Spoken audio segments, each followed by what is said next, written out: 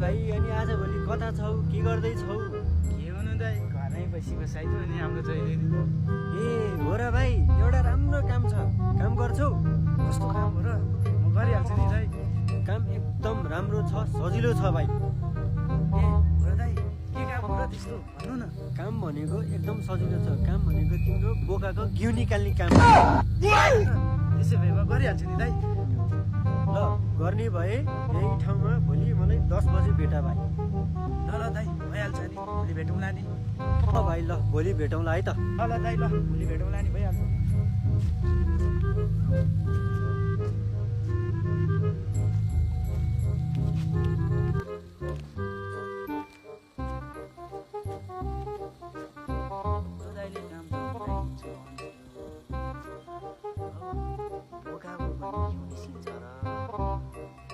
धेरै गाह्रो काम पो छैन के हो